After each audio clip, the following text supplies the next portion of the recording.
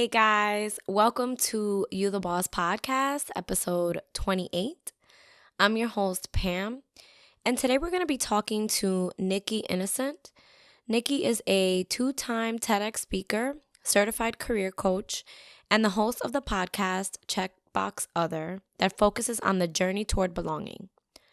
After over a decade in corporate America, she pivoted her career path to activate a new generation of leaders looking to live and lead more authentically.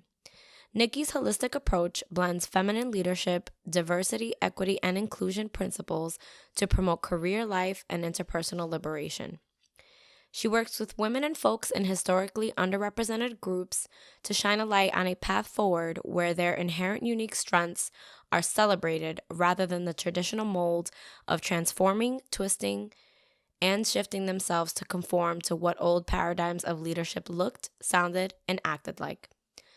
Nikki is New York City based but works with clients remotely.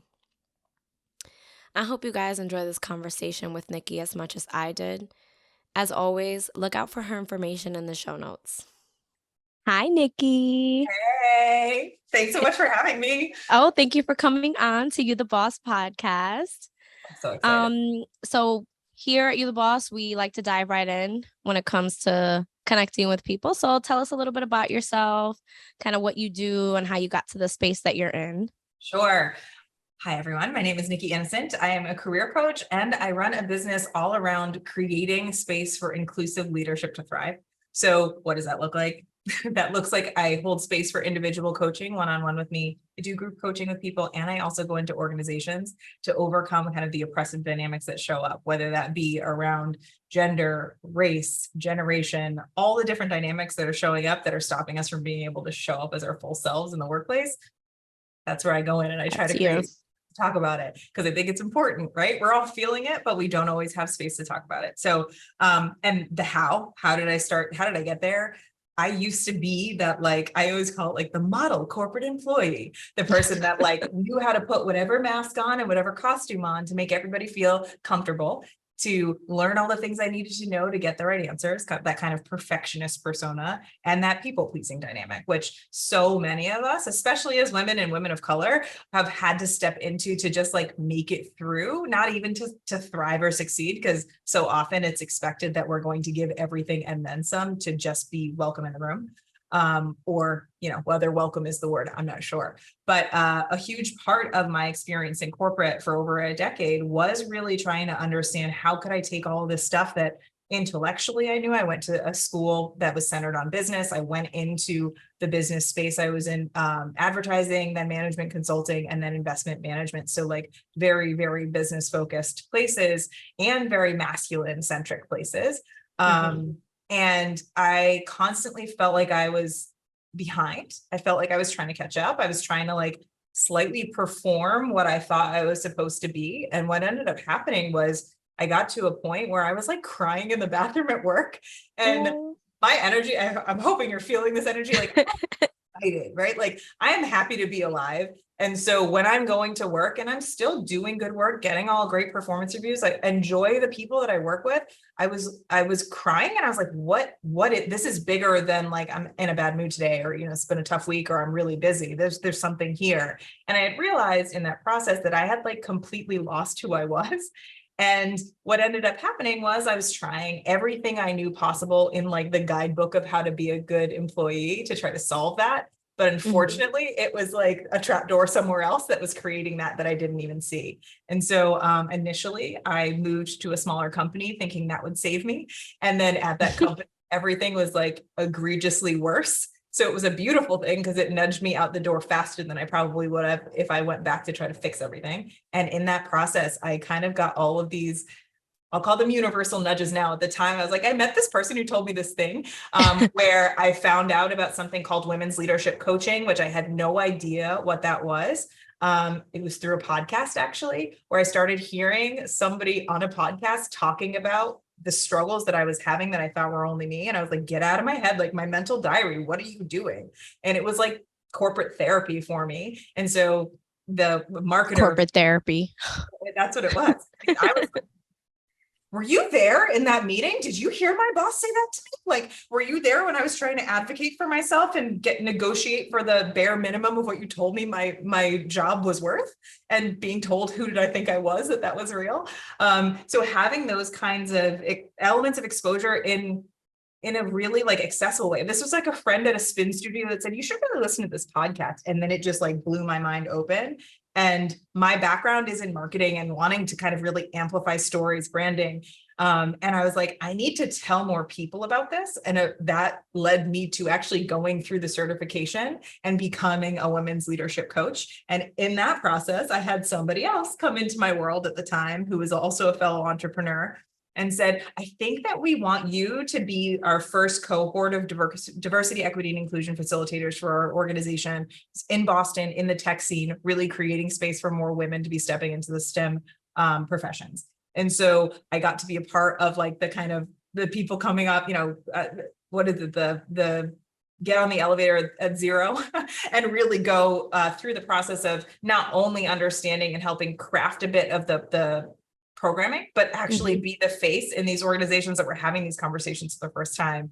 And so those 2 points of education at the time felt separate, but then the more I was doing it, realized so much of this is similar. And the kind of connection point was the thing I felt like I was lacking at my job that made me lose myself. I was like, these are the words, these are the things that were like what I call now whisper issues, that if they're talked about at all, they're whispered in the corner somewhere, that are what's lacking for so many of us, that makes so many of us feel like we can't be ourselves when we show up at work. And we show up at work that way, we also feel like we have to show up in our lives that way to be successful. And so much of that experience of the kind of feeling like I do not belong in this workplace, even though I've done all the right things. And then the invitations from my community being like, I think you might want to look at this, or can you come be a part of that? We're kind of what I think of as like the Kismet experiences, the kind of little magical, like fairy dust of sorts that were like, this is what you need to do, Nikki. And I couldn't, I can't help but try to share more of it, because I think the biggest part of that experience of feeling like you're other or alone or separate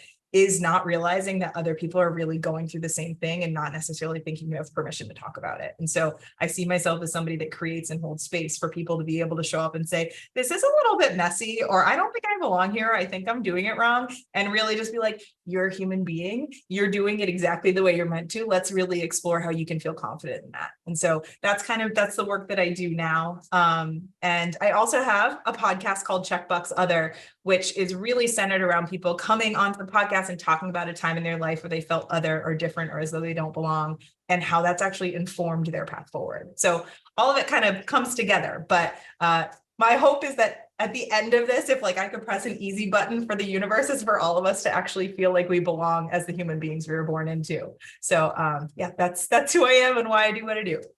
Okay. So I want to take this moment and say, wow. Just for the listeners kind of context, we connected on Facebook, and you know how it is. It's kind of like looking at a resume. It'll say like, I'm proficient in Microsoft Word, Excel, and whatever other program. Yeah. And then you get to the person, and it's actually like, yeah, no, they know all of the programs across the board. So that's like iOS and Microsoft. And it's like, wow, like your resume did not display that. Like it said you knew what you were doing, but like you are what you're doing. So I do want to say, wow, that's amazing. I think it's in this kind of environment, it's very easy to get lost in that, like what you said of being alone, of feeling like you're alone. And I've been there.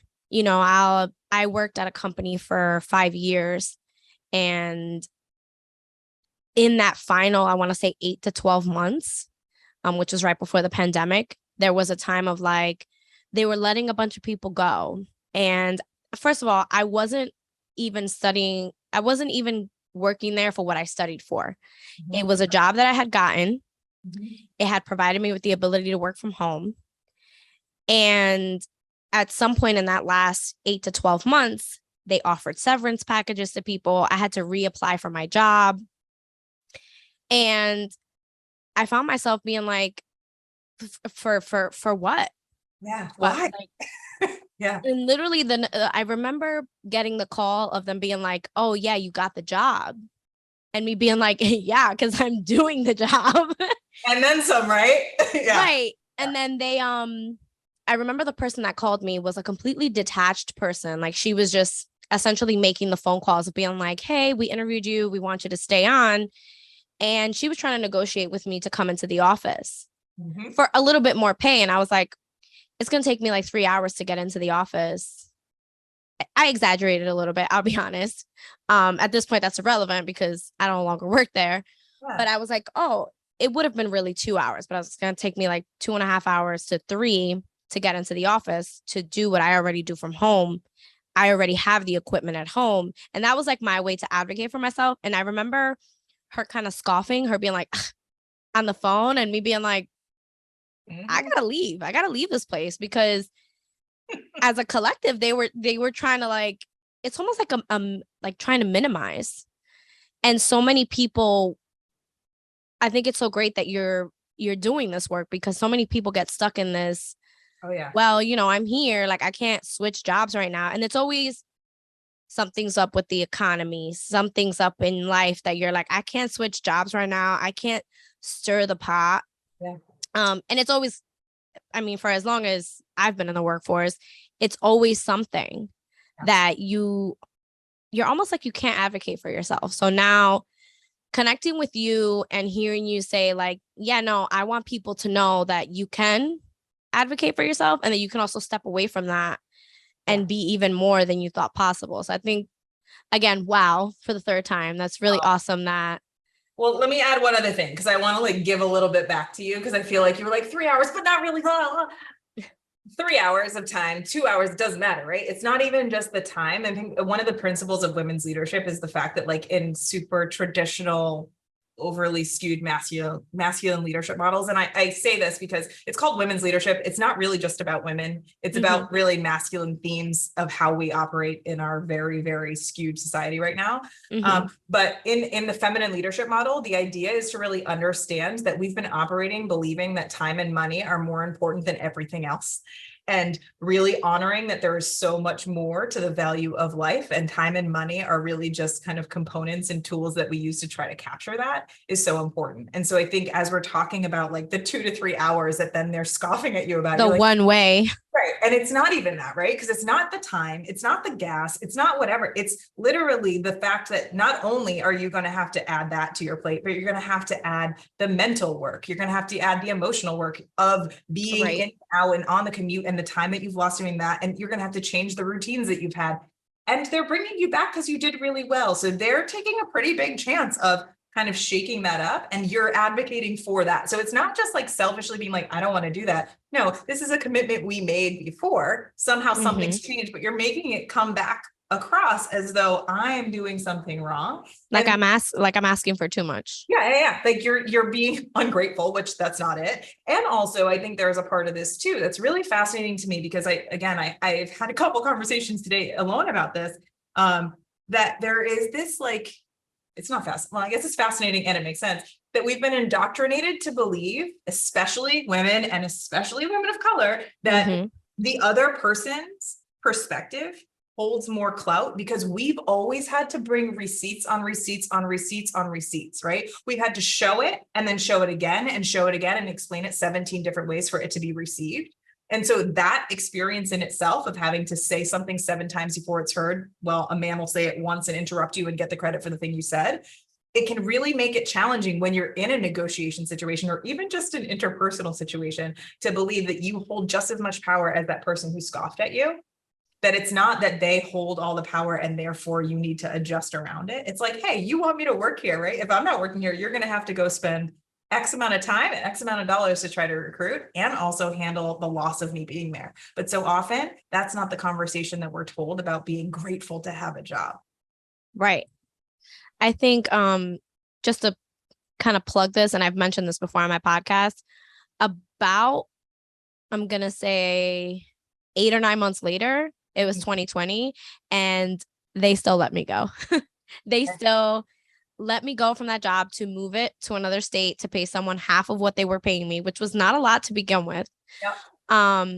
so I felt even more that I'm like, I'm glad that I didn't say, you know what, I'm just going to travel the 3 hours one way to come in. And so I'm in New Jersey, and it would have been some part of West Jersey to go into like lower Manhattan, where like the financial district. I'm like, why would I do that?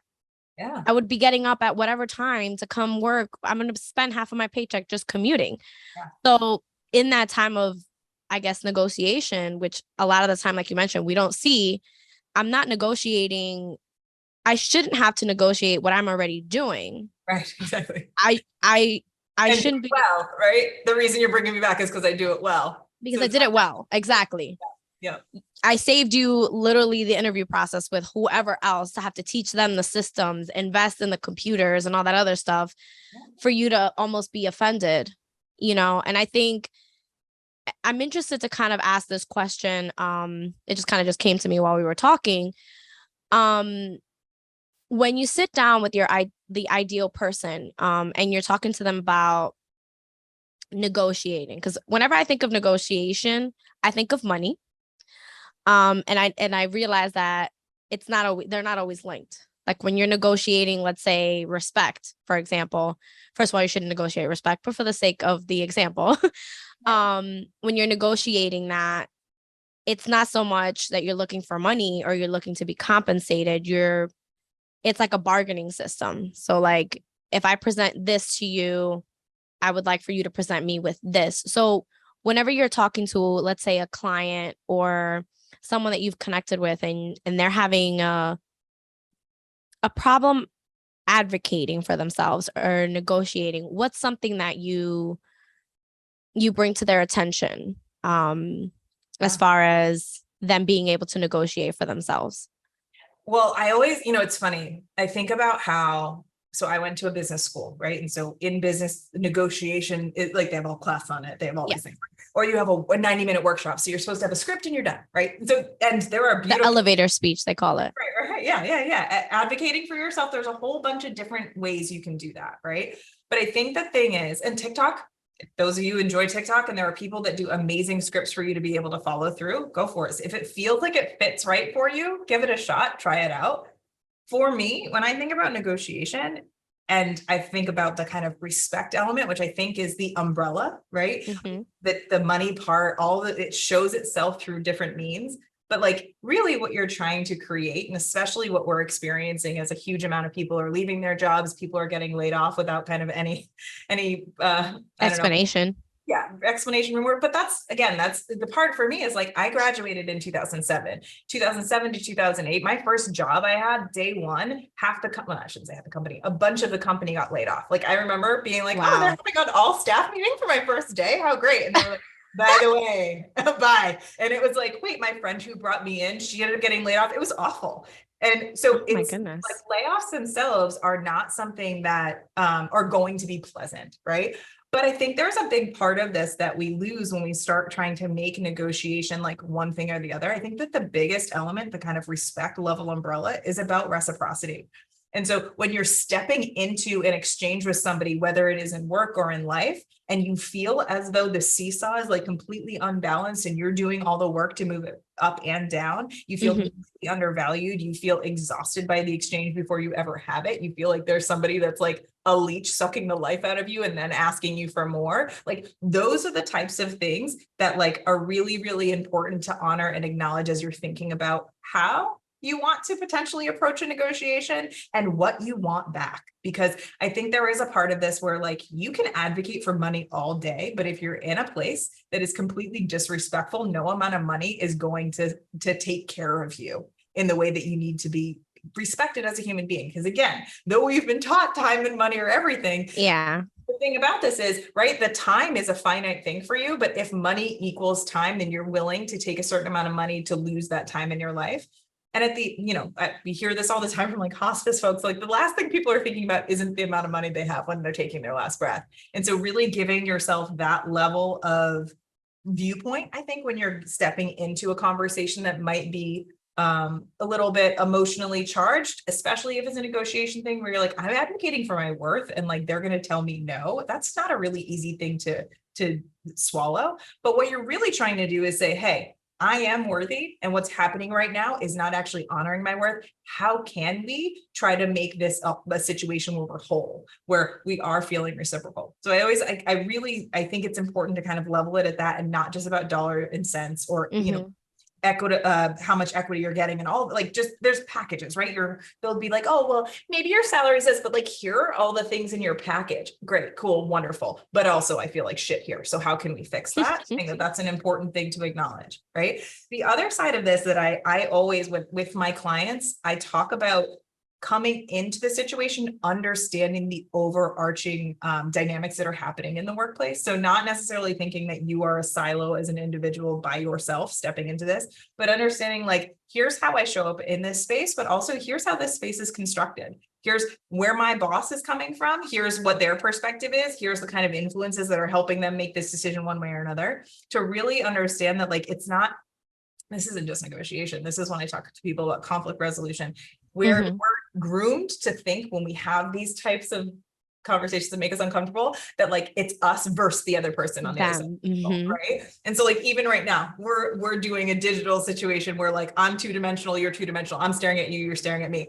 But what's happening, what I try to work with people on in my workshops as well, like, I do this across the board, is really shifting the conversation from you against me to you and I against the problem. Because the problem is the thing where I don't feel appreciated in this job. So, like, I'm either not going to perform as well as I could, or I'm probably going to leave, or there's going to be repercussions. And also, you have some sort of confines of stuff that you need to unravel this knot of a problem that we have. So how can we find that reciprocal middle ground where we both feel respected and we both feel valued and worthy? And yeah, I think the part of this that's really challenging, I'm sure I can hear this in the back of my head. So this is like, Nikki, we're talking together.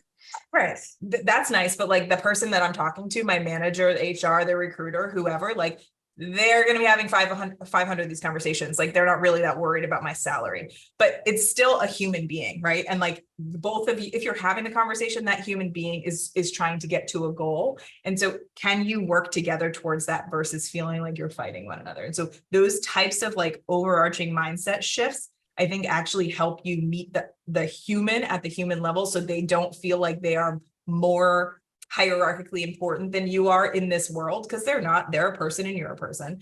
And it allows you to feel confident in who you are and not feel like you have to minimize or accept less than what you have. And, like, my body is even shrinking as I say this, because I think there is a lot of the way that we're set up in our workplaces to make us feel small. The other thing I'll just mention really quickly that a lot of companies use for their, like you're talking about, like, the review model of apply here. Yeah, you're doing well, but, like, apply again. So a lot of companies use that idea of, like, a 360 review, or whatever you'd like to call it, performance reviews. And the origin of that is actually a military origin. Like, it was in performance reviews were initially set up so that you could expel is not the word I mean, but, like, get rid of soldiers that weren't performing well in battle. And it was a punitive. Wow. It was, you're not doing well, so this is how we're going to handle this. We're going to take you through a performance review process. So the interesting part is, right, if you really think about the fact that, like, companies are adopting this as a overarching way to assess the success of the people that work within their business, then you're constantly approaching this as everyone's a problem, and I'm trying to find ways to punish people. And so that mentality, whether they know, it's not like, oh, I'm doing this, but if that's the model it's starting from, the kind of roots of a performance review model are about, let me find what's wrong and let me root it out, instead of, hey, what works really well for you? Like, what are you shining at? What are you doing really well? Where are some areas where you're having a hard time? Is there a way for me to actually support either you getting some more support on that, or even better, is there somebody that loves that, that could take that, and you can take something else that they don't like that is actually really in alignment with your skills and your strengths? Companies are trying to do that, but also still using this model that stems from a very kind of I think of, like, the principal's office energy of, like, you got called to the principal's office. You're not like, oh my God, this is going to be such a good conversation. So great. There's a little bit about how we think about what we're stepping into and trying to reframe that allows us to just be real human beings in the exchange. Which, again, this is a long-winded way to say, you're probably like, Nikki, just give me the fucking script. No. So I hope it's okay that I'm swearing. But give me the script. so I can just do it. It's like, right, you could keep doing the script. You'll probably end up in this situation again. How do we allow for you to feel empowered in these conversations to really walk out feeling like you said what you had to say, and that the endpoint can be as close to reciprocity for you as possible? So a couple of things I do want to mention. First and foremost, while I was listening to you, I do want to say that I can tell how passionate you are about this, about how you want a person to advocate for themselves, and not exactly what you said. You don't want anyone to walk into a conversation almost like a confrontation. Yeah. You want them to walk in and say, hey, something as simple as, hey, I realized that we park really close on like the sidewalk. Something like, I'm going to say silly, but something very simple. Mhm.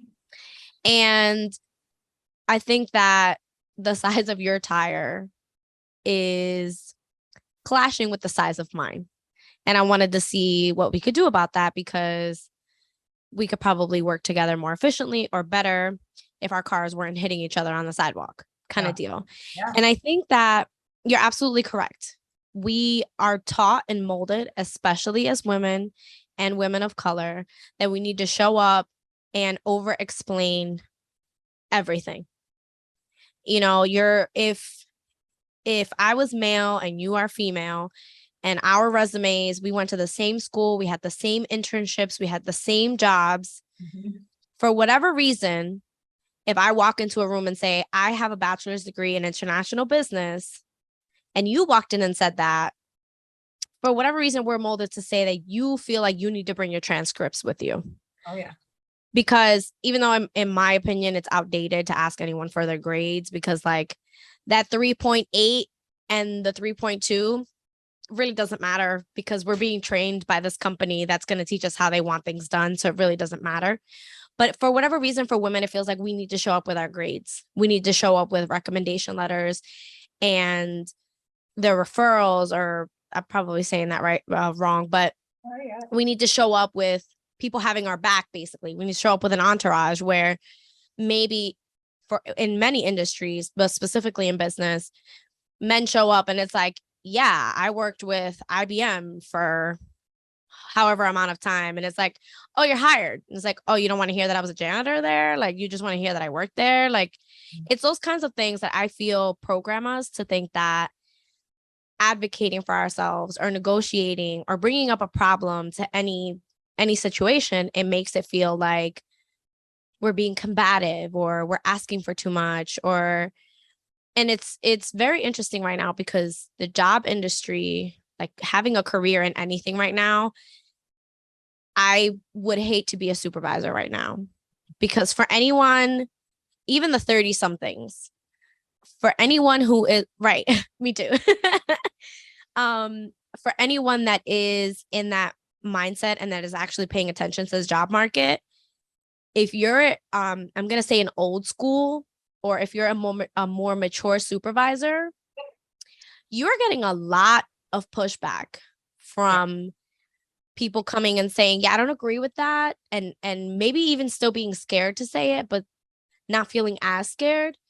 But I also feel that there's still so many of us that are still not bringing these things up. Yeah. A lot of us are still shy or scared to do so. Yeah, hesitant. It makes sense. Yeah.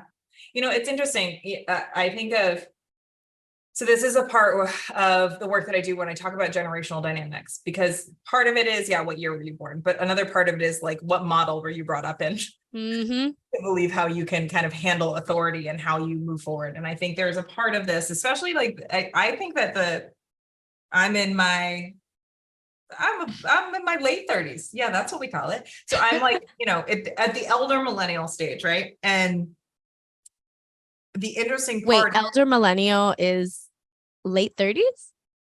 yeah, so like 40 under, I believe, is 40 to, how old is my brother? So my sister and I are like the two sides of the millennial spectrum. So yeah, I think my brother is just on the cusp. He's 98. So from like, I think it's like 83, depends, but like, Yeah. That hairy side. Yeah. So it's like the reason I'm saying all this is that like a lot of us are still, millennials in particular, have been taught a whole bunch about how they're entitled, they're lazy, they I don't know a single lazy millennial. Like I really don't. there's a difference between messaging and reality. But the thing that's so fascinating about this is the millennial generation is the biggest generation we've got right now. Yep. It's the most educated generation we've got. It's for sure has the most diverse representation within the educated level within the workplace. The Gen Z generation is more diverse, smaller population. Yeah, they're still coming up in that way. But the other thing is, if you think about how the Gen Z population, who is, I think, creating a lot of this conversation and this outspokenness that is creating this space for those of us who've kind of been in this space and told from those before us, you don't say shit. Mm-hmm.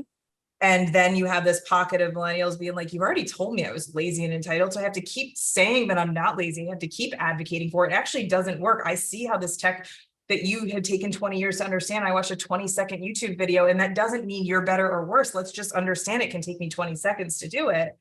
Is like this understanding of this huge shift and change that's happening and has been happening through the evolution of the millennial stepping from adulthood, from childhood to adulthood. Yep.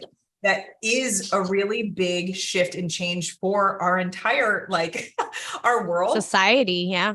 Is that like things that used to take a really long time don't, which again is like technology, which is not new at this point, you know, but things are coming out, we're getting updates on our phones every 15 minutes, right? Like that's kind of just the way that you've had to learn to adapt. But also, if you were taught by generations that it took time and you respected your elders and you waited for seniority and all of the kind of old traditional values, it is built into the way that you were taught things that you are not actually, you might have the right answer, but if you deliver the answer this way, it's wrong.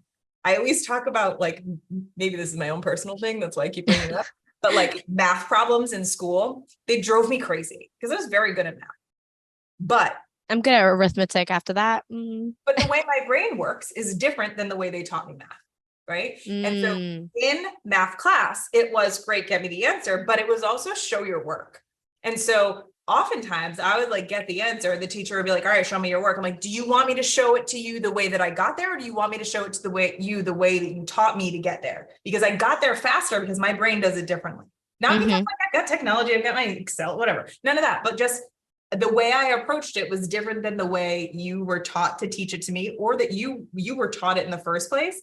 And that space of understanding that people can get to the right answer, but maybe not have to go through the crap you went through to get there. Yeah. Or have to do it your way in order to be correct, is the bigger picture of what we're dealing with right now.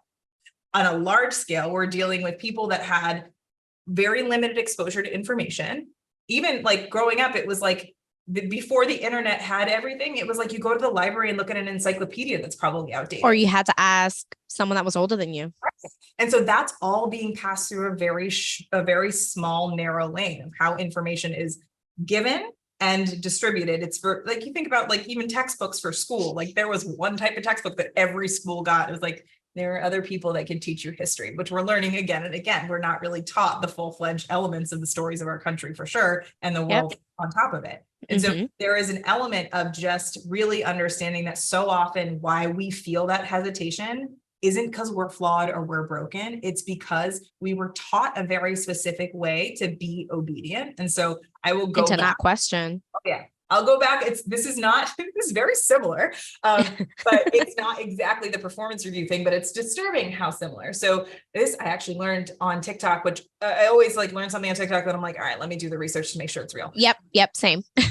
So the education system in America is based on what is the Prussian education system, which was all around and centering obedience. So the way that we're taught, the way that we sit in our classrooms, the way that we're taught our subjects, the way that we're taught to be a good student are about us being obedient and homogenous so that we become robots. And so where we are right now, if we all became robots, we wouldn't be able to go anywhere or do anything. Like we are in a time right now. We wouldn't be having this conversation. Where innovation is a must, or else we cannot move forward because everything else is shifting and changing. So if we just keep in our robotic ways, it's like kind of, if you think about like, I think of like a robot walking and then the floor ended, but they can't see it. So they just fall over. Yeah. Because you don't know, because you're so programmed on it. And so as human beings, we're not meant to be robots, but we have been trained in such a way to think that if we use our mind, like I think of, there's all these movies that do this, right? Like The Matrix has this, there's like, I remember Pleasantville. I just recently actually watched The Matrix, and I'm still finding like quote unquote the glitch in the Matrix, and I'm like, oh, if I fall in that hole, I'm done. Messes with you, right? It messes with you. But there are so many different versions of how this stuff shows up. And unfortunately, I think there is such a I always talk about it about like scratching and clawing or like white knuckling, holding it so hard that you want to hold on to the past because it's something that you've seen and kind of worked to a certain extent, but you're very obviously saying like the foundation. Yeah, but the foundation is crumbling. Like if nothing else, the last 3 years have shown us that the foundation of how we think about work, it wasn't able to translate into us going through a health crisis, and we're still in the midst of it. It hasn't been nimble enough and flexible enough to meet people where they are. It's not understanding that, like, one of the biggest reasons I stepped into this work was seeing the demographic data of our country and realizing we pride ourselves, in at least my entire life, have prided ourselves in and in those history books that only go back a certain amount. And being inclusive. But that we were taught that America was a superpower. But the numbers, if we continue on the track that we are, our population, as it is more diverse, will not be able to support our economic superpower status because we are excluding so many people within our population from participating that we won't have enough people to actually uphold so much of how we see ourselves as the best and the brightest. And of course, we're seeing that more now in the last few years because we're still stuck in a lot of our ways. We're paying attention more too. I have this conversation often.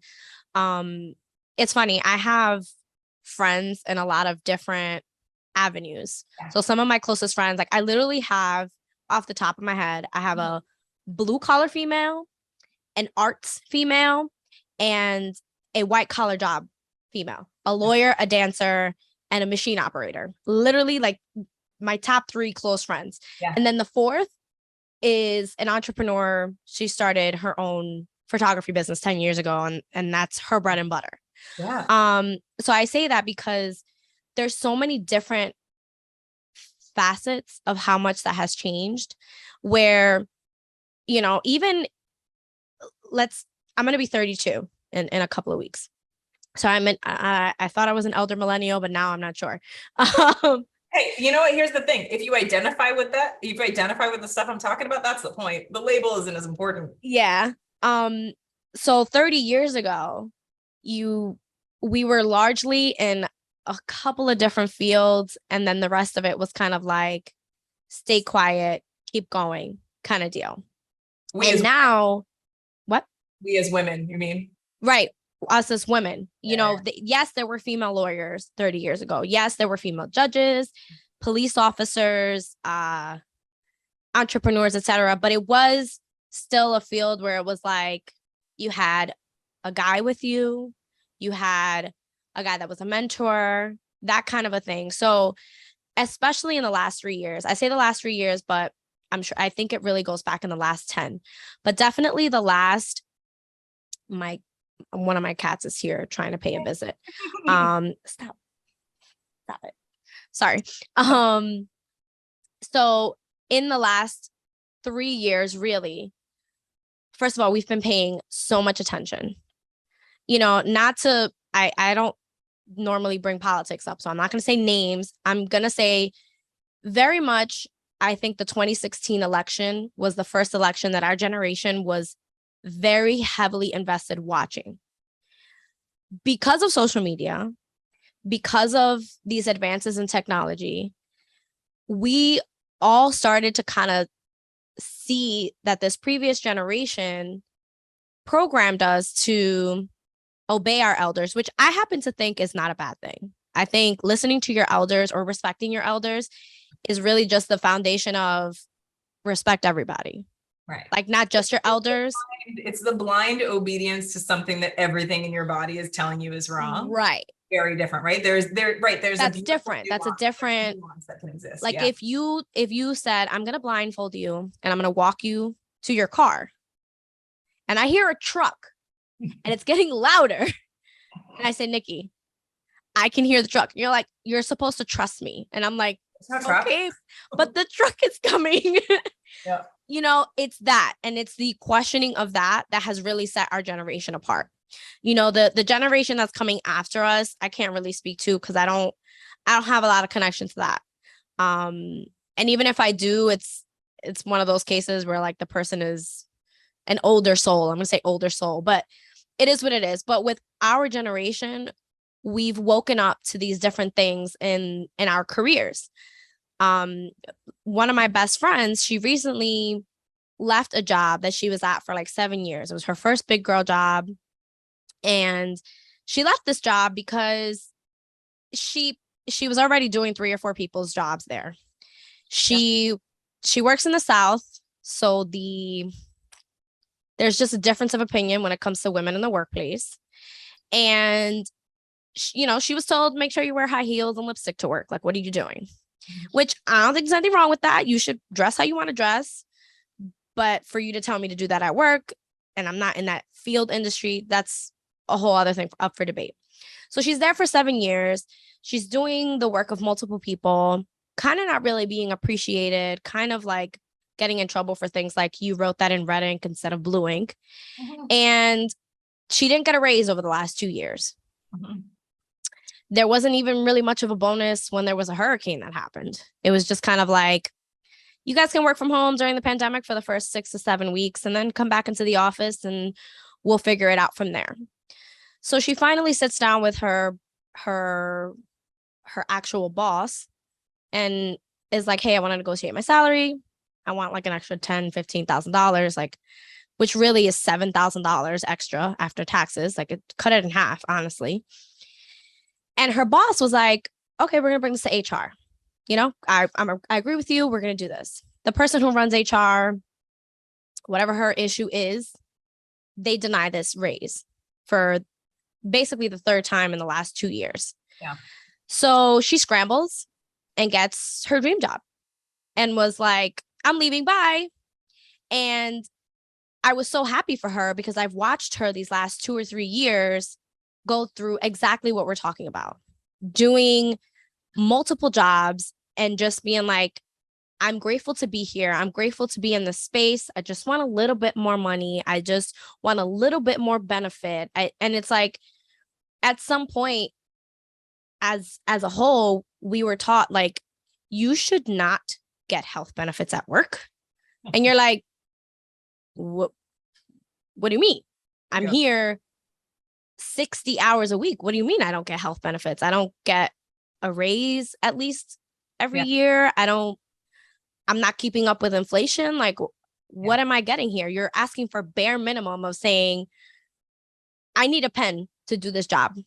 Yeah. And they say, you got to bring your own pen. We don't supply that. And you're like, but I need the pen to do this job. And it's like, you need to bring the pen. Well, that's the reality for teachers in general, right? Yeah.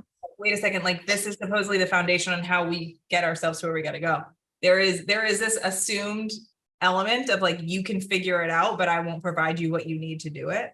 Right. And then when you ask for what you need and you value your time, this is the same lane as the kind of very much louder conversation that I expected about quiet quitting that's happening right now, about people being like, I'm so glad you brought that up because that was going to be my next conversation. But it's literally having appropriate boundaries at work and not overworking yourself and being, again, in a reciprocal space. So this is another example, at least from my perspective. It's another example of language being used to try to manipulate from what reality really is. So in the same way that millennials are lazy and entitled, quiet quitting is a problem. And it really isn't quiet quitting. You're not giving up. You're saying, so this is not appropriate. I'm only going to do what you're paying me to do. And these are the things. I'm really glad that you brought up quiet quitting because when I initially saw that the first couple times in headlines, I thought it was like, it's going to sound very silly, but it is what it is. Yeah. I thought it was like people were just handing in their resignation letter and leaving. Yeah. And I'm like, ghosting the entire, yeah. I'm like, I'm not really a fan of ghosting anything. So what's going on here? And then I read a little bit more on it and I'm like, that's not quitting. That's me saying, I'm not going to do Peter and Jasmine's job and my job and only get my salary. Yeah. And this is where it's ironic to me because we are the alleged entitled generation the lazy generation. Mhm. And we have given up so much of ourselves in the workplace where the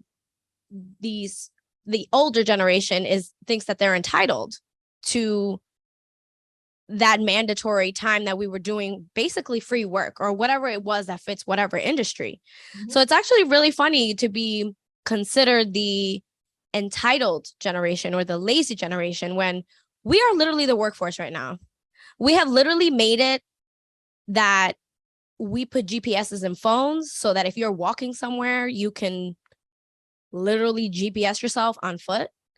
We have made it so that, like you mentioned before, yeah, there's certain things that like there's certain math that on paper in my school transcripts didn't look as good because I got the answer, but I just maybe couldn't communicate how I got the answer. I couldn't show the work.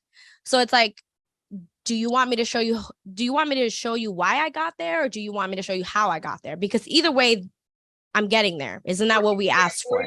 Do you care that I got there? I mean, that's the other part, right? So there's a couple things coming up. I think there's one big part of this that like I love therapy. I advocate for anybody to go to therapy if they have the opportunity, or invest in their education around their mental health if possible. And I think there's a huge part of what we deal with, which is something that I feel like was started a little bit in what you were talking about 2016, how like it seemed the most engaged people have been around at least for elections. me as an adult. Yeah.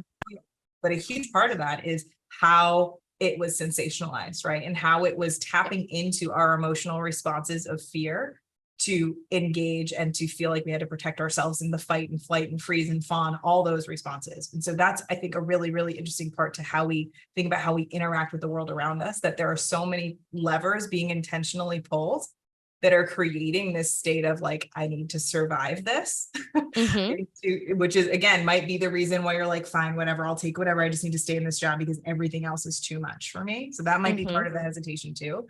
And then the other part of this, when you're talking about like, you're calling me lazy and entitled, but like, let me flip that mirror around because I think you're talking about yourself, is projection, which I think we have a lot, we have it that it's disturbing because it's become such a integral part of how we interact with each other. I mean, you think about like bullying and Facebook comment type energy, so much of that is somebody else spewing all their crap into a comment on you. That's their own stuff. They're projecting. That's their own problem. So it's funny because I actually feel like what is the biggest issue that we have in workplaces generationally is that we are constantly just throwing stuff back and forth at each other, rather than creating space to honor, okay, here's where I'm uncertain, here's where I don't know something, here's where things have changed, here's where, I feel like there's a new way to do it, but you won't hear me. Like really, again, bringing us back to the kind of same side of the table thinking that allows us to kind of go past that level of like knee-jerk protect myself reaction, because everything, again, if you think about generationally, our generation, and even more so the generation Gen Z behind us, has been led and groomed in fear. So much of the way that we see ourselves in the world has been as a result of, I think, the formative, there's a book called The Millennial Myth. I don't know if people I could drop all different pieces of information on here. There's a book called The Millennial Myth that talks about, we'll put this in the show notes for sure. Yeah. That talks about the formative woman named Crystal Kodaki. I love the book. It's a little bit like case study-esque, but the first chunk for sure lays the groundwork of like, here's what formed the millennial generation. And a lot of it were really, really seismically scary events in our country's history, right?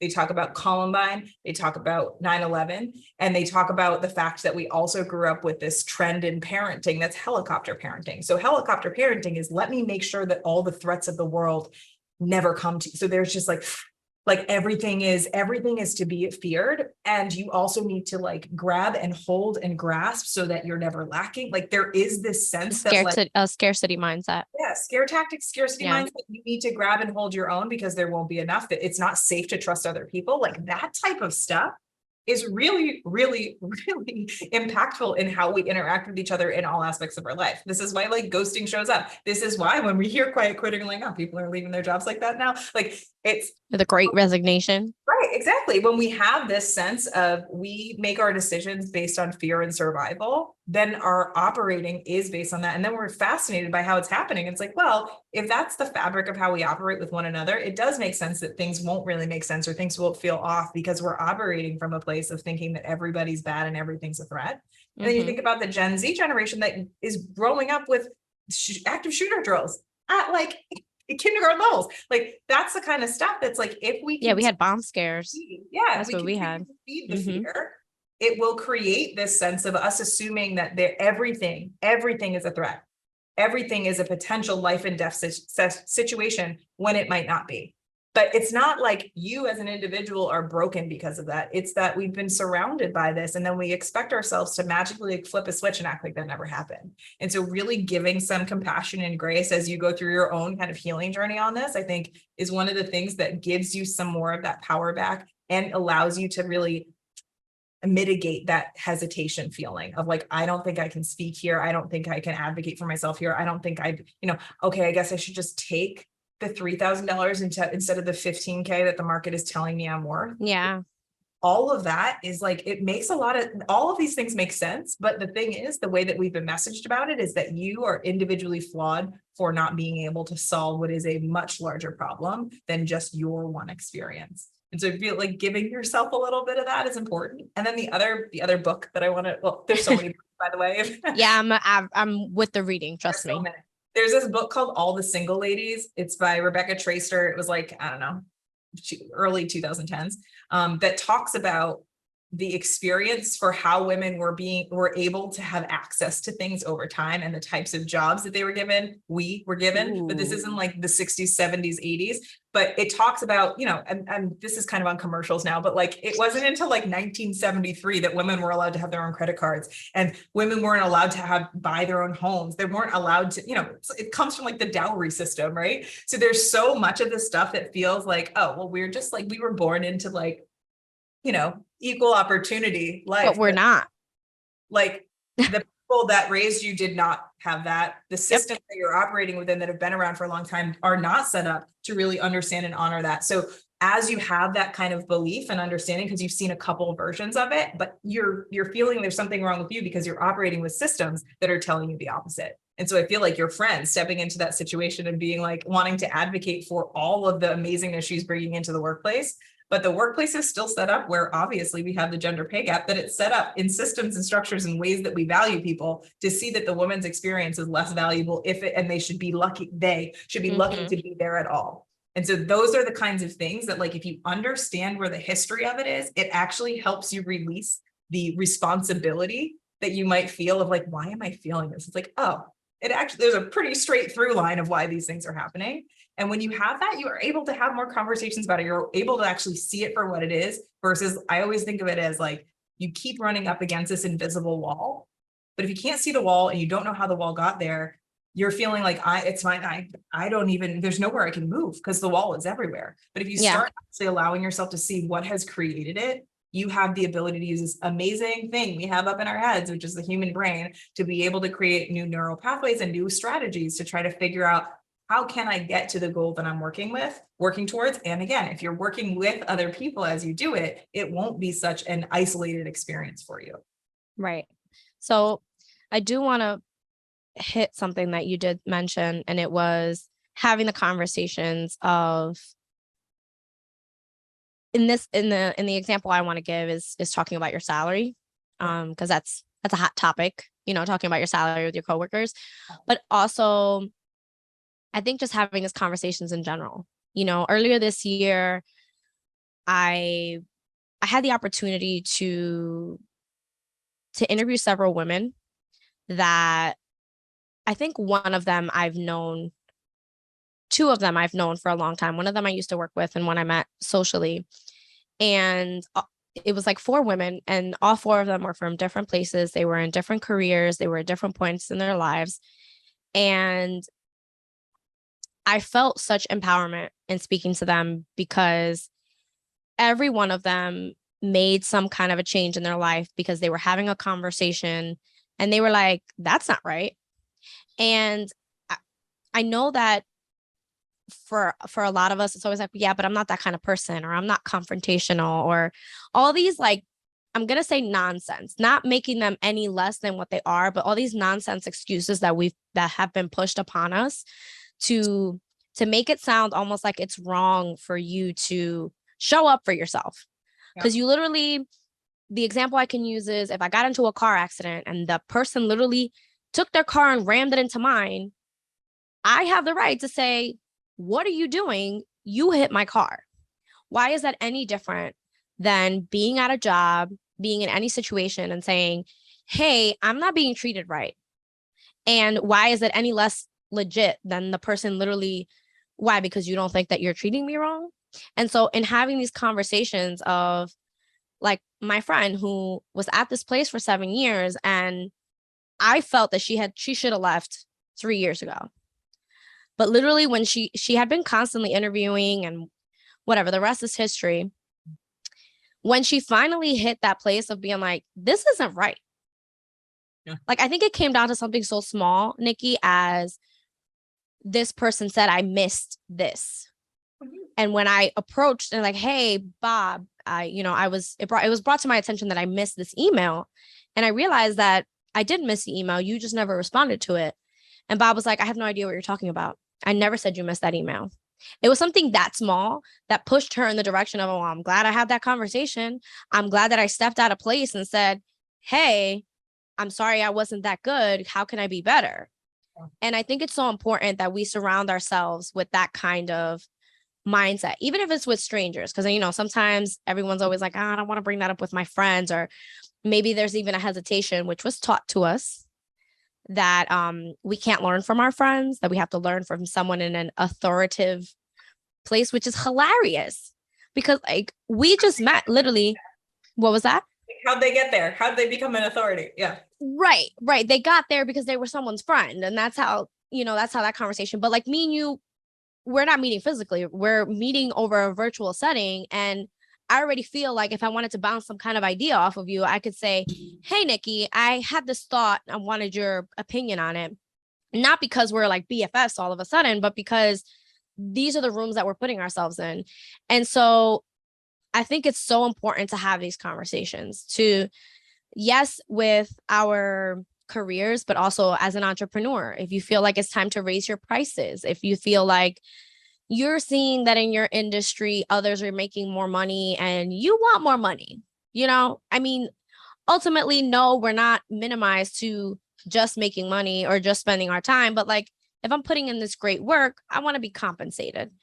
And I think it's so important to have these conversations, which leads me to the question of, and we're going to wind down a little bit here so I can give you back some of your time.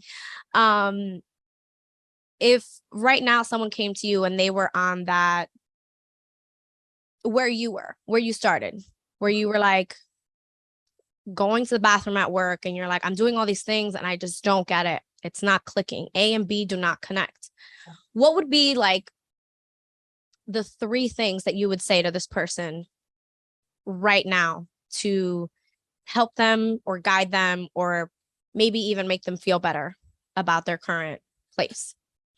Okay, 3 things. I think the first is you're not crazy. I think that goes back to what your friends going through this experience and being like, you've been like, I think she should have left a while ago. And then it being like the straw that broke the camel's back was like literally like so often we reason ourselves to stay in a situation to the point where we start feeling like we can't trust ourselves and we can't trust the situation.